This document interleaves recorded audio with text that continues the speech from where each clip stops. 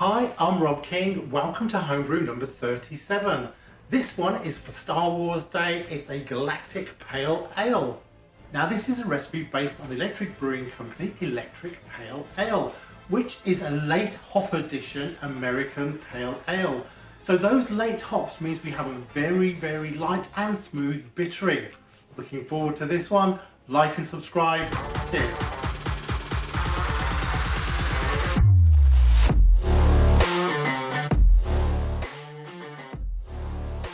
This is the Homebrew Master Plan with 15 homebrews aligned to 15 special events throughout the year. We've reached a milestone with a third of the brews complete, but the next 7 months are the most challenging with 7 all-grain brews over 6 months. So may the 4th be with you as we step into Planet Pale Ale. The grain bill for this recipe is 2.79 kilograms, starting with the malt that this recipe is named after. It's a Pale Planet malt at 2.2 kilograms. We then have 493 grams of Vienna malt and 106 grams of Crystal Light. During the boil we have 2 late hop additions. This is Centennial and Amarillo. Then we're using Citra for dry hopping. Yeast is the Fermentis Safe Ale American US-05, which is well known for its high attenuation, so we should be able to get a good 6% out of this brew. We will also be using 5 grams of Irish moss for clarity and 5 grams of yeast nutrient. The water chemistry for this is pretty simple. Starting with our Ashbeck water, we end up with just 0.3 grams of canning salt and 2.6 grams of Epsom salt needed. We also have some lactic acid there, just in case the pH is too high. Equipment is the normal paraphernalia that you would expect. I'm sure you can read the list below.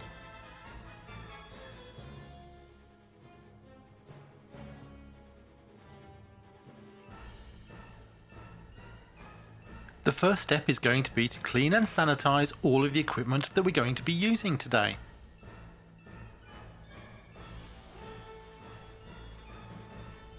Today's recipe requires 16.4 litres of water. Now we're going to use the Ashbeck water again, and I am a fan of this because of its low mineral content, which makes it very easy to add the water chemicals you need to bring it up to the appropriate style. Strike temperature is 68 degrees C and mash temperature 65 degrees C. We have the additional challenge that the Aldi mulled wine warmer has a maximum capacity of 16 litres, which means we're going to add 15 litres of water initially plus the grains and then top up the difference between the mash and the boil. As the water's heating up, it's time to add the water chemicals. Now this recipe is based on the Electric Brewing Company Pale Ale, and we're able to copy their profile for a hoppy IPA. This is a no sparge brew in the bag recipe, so we're going to get the bag ready for the grains. Planet Pale Ale for our Star Wars Day. See the pun there? Once we've added all of the grain bill, it's important to give it a good stir to prevent any clumping. And seal up the bag for a 60-minute mash. It's time to take the 15-minute sample. This lets us take a gravity reading and, more importantly, the pH. Super simple cooling down to room temperature. This worked brilliantly last time. Surprisingly, the gravity has come out at 1042. This is really high, just 15 minutes into the mash. The recipe already called for 3 milliliters of lactic acid, but the pH has come out quite high at 5.7, so doing the numbers on this, 5 milliliters of lactic acid will reduce the pH by 0.38. That would bring it down to 5.39, exactly in the range that we're looking for. So 5 milliliters of lactic acid it is. I'm testing out my new refractometer, and the reading came in at 1.040 versus the hydrometer of 1.042.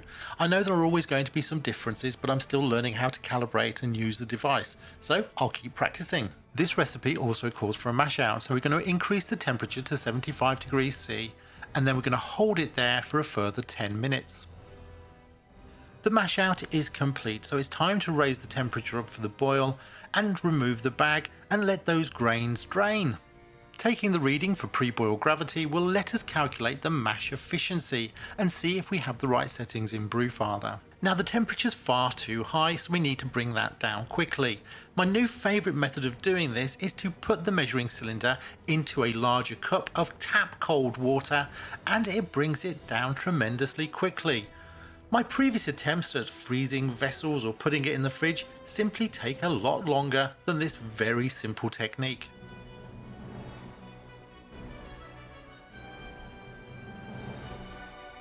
It's time for the top up. This is adding back in the quantity of liquid we couldn't quite fit into the kettle at the very start. Now that 1.4 litres should be going in at this stage, but we've got another factor to consider.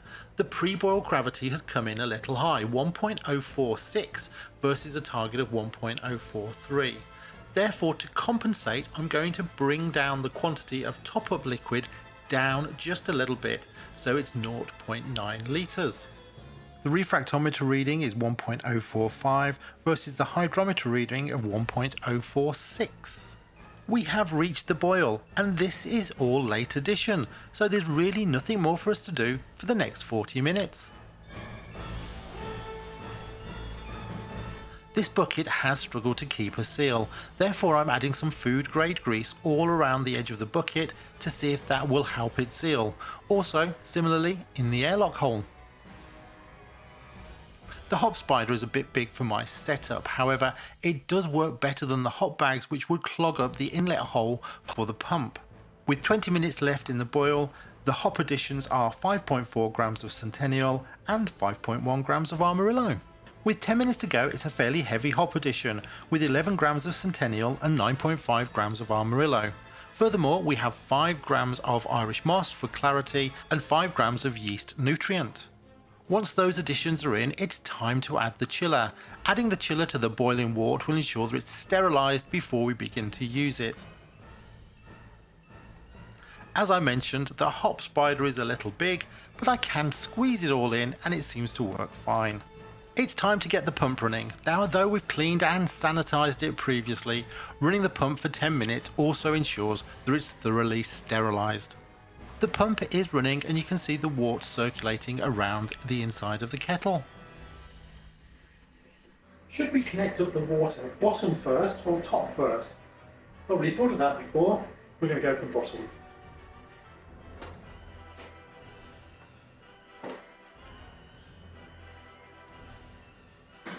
One of the advantages of a refractometer is to be able to take a very small sample that you can cool really quickly and take a reading.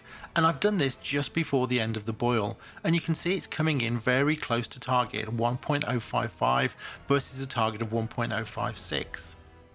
Now, if it did come in just over target, I still had 10 minutes to boil that additional top-up water and bring down the gravity a little. Now the 60-minute boil is over, this recipe also calls for a hop stand, which is 80 degrees for 10 minutes. Step 1 then is to just cool it very quickly down to 80 degrees. Now I actually turn off the water to the chiller at 82 degrees because the chiller is cold and will continue to cool the wort for a little while longer, but I don't need to run cold water through it to make sure I maintain that 80 degrees that's necessary. The hop stand additions then are the same as the 10-minute additions, 11 grams of Centennial and 9.5 grams of Amarillo.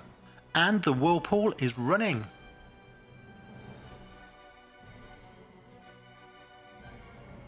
Hop stand is over and it's time for cooling. Now the pitching temperature for this yeast is between 22 and 25 degrees C, so that's our target range for cooling. Draining all of the wort from the hop spider did turn out to be quite a challenge. I'm sure there's a better technique than the one I'm using here.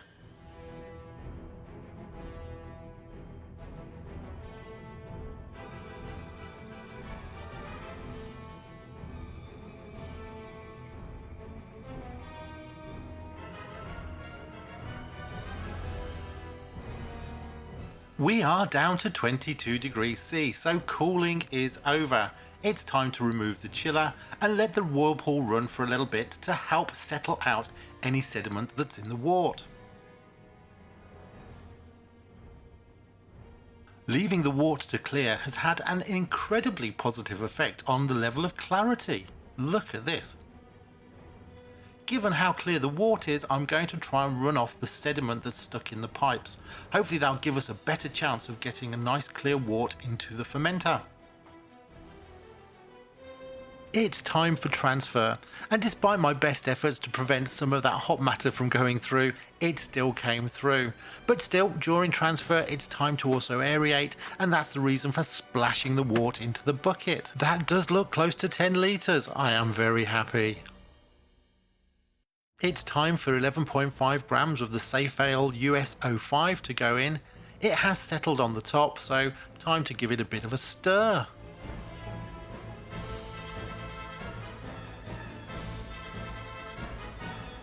Brew day is largely done, so it's time to seal things up and put in that airlock.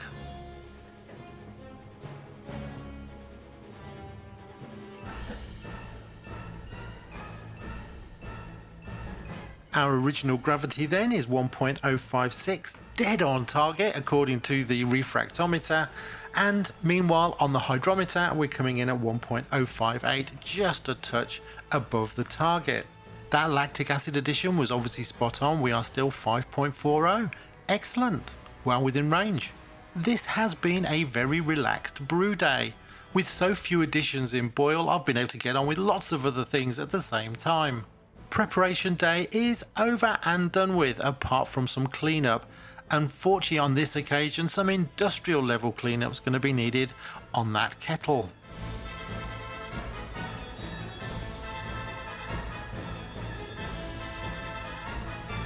On to fermentation then, and it took about a day and a half before we started to see some activity in the bubbler, but by day 3 it had started to slow down again. That's okay though, because we're on to dry hopping, and here we have 12 grams of Citra, one of my favourite citrusy hops. I'm looking forward to seeing how this all turns out. This is a quick blast of CO2 to give the wort a bit of protection from the air since we opened it up to add those hops in.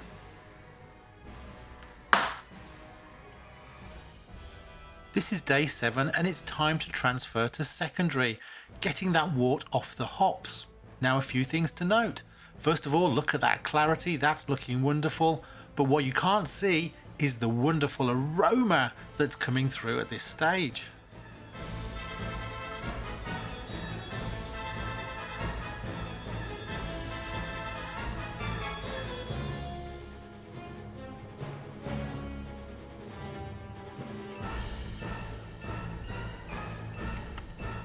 Good news, that was a good quantity, albeit it took quite a lot of sediment with it, but geez, look what's left behind.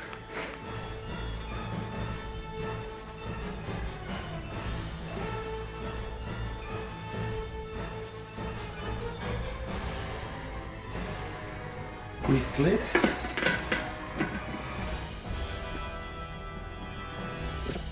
Bubbled air through it, which was not ideal.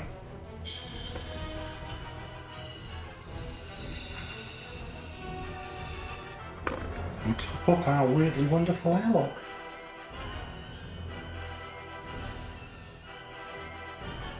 Colour looks promising. We won't do gelatin if it carries on like that.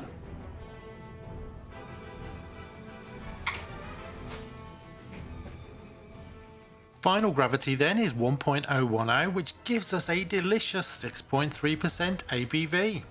Yum.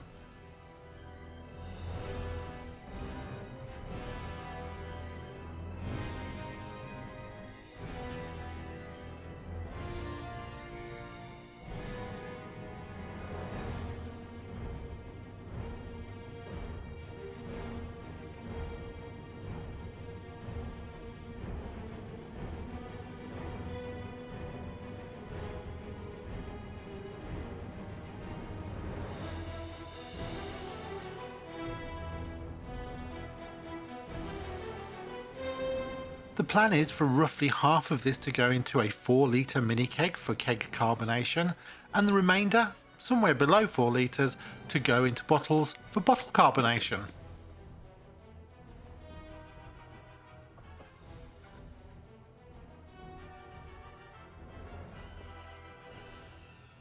With 4 litres in the mini keg, we were left with 3 litres for bottling. So at 6 grams per litre, there's 18 grams of priming sugar mixing in before we transfer to the bottles.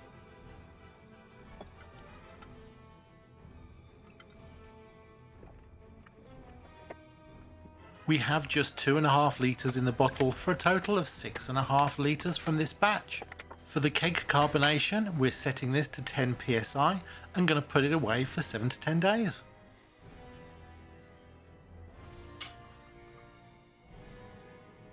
Cleanup is fairly straightforward for once, not too much trub left in the bottom of the fermenter. I am very suspicious of this regulator.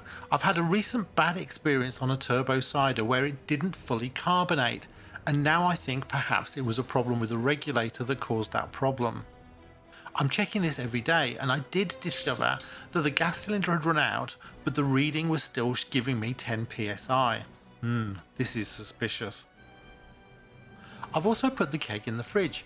The lower temperature helps with carbonation. I don't have to set the psi so high and still achieve a good level of carbonation. So it's just set and wait until May the 4th.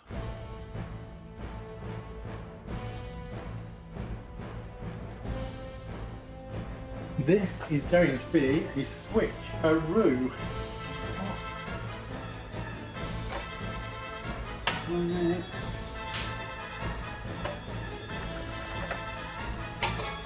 This is a lot shorter.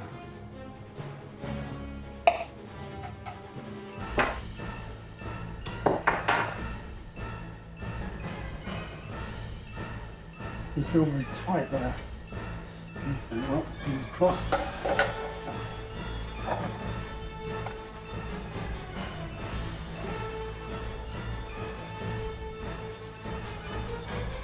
Aroma, fab. Happy Star Wars Day, everybody. We've finally got here. So, a little bit of trepidation. How good is it? Well, it's a little more cloudy than I expected, but I may have rooked it up a bit when I moved it in here and changed the tap. So we'll do another pour later and see if that improves.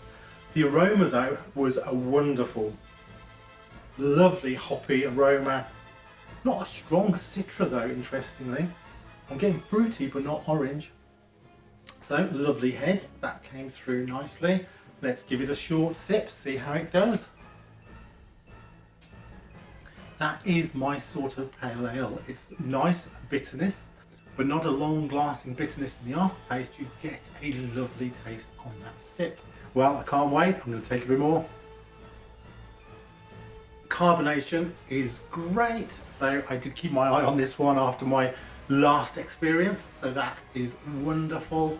The mouthfeel is quite light. Well, I am both thrilled and relieved that this one worked out. Do check out Star Wars and also like and subscribe. Happy homebrewing. Cheers.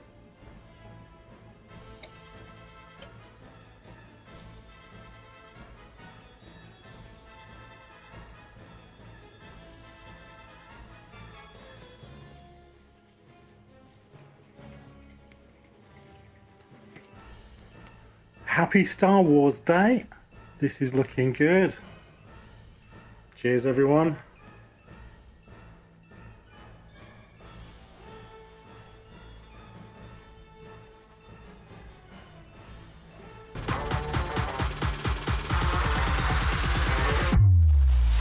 That's 6 down and 9 to go. The Star Wars themed Planet Pale Ale was a wonderful success. The Munton's Pale Planet Malt is one of the most popular spring varieties, so perfect for our Star Wars Day themed Planet Pale Ale. Coming up next, just in time for the Euros in Germany, we're going to go for a Munich Dunkel. This is the first time that I've ever tried a dark lager. Check it out next time.